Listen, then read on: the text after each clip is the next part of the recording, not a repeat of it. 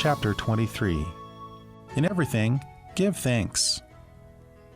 Enter into his gates with thanksgiving, and into his courts with praise. Be thankful unto him, and bless his name.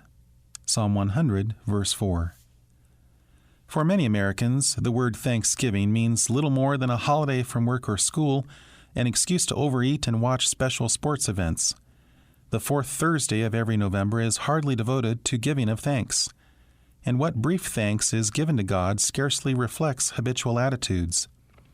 How readily we return to lives devoted to self instead of to Him, lives characterized more by complaining than by gratitude.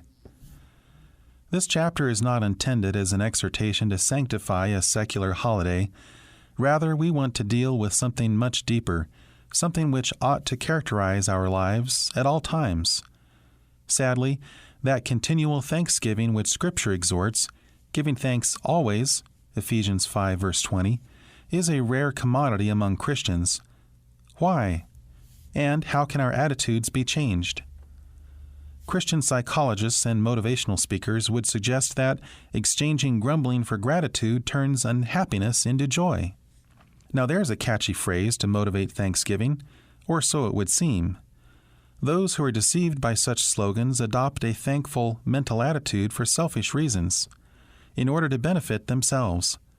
Such placebo techniques may produce surface changes and even convince those who seem to benefit for a time, but eventually the forced smiles betray empty hearts. It is God's truth, and only God's unique truth, which can affect any real and lasting transformation in our lives. Furthermore, there is always much for which we ought to be genuinely and continuously thankful.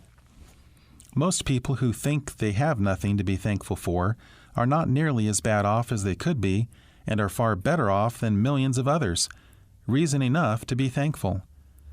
No matter how dismal one's circumstances may seem, there is always a great deal for which to give thanks. But the problem goes deeper.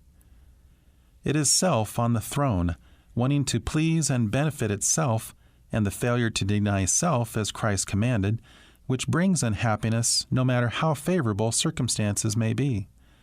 Fear of loss haunts those whose security and joy is in earthly position and possessions, and death eventually robs them of all.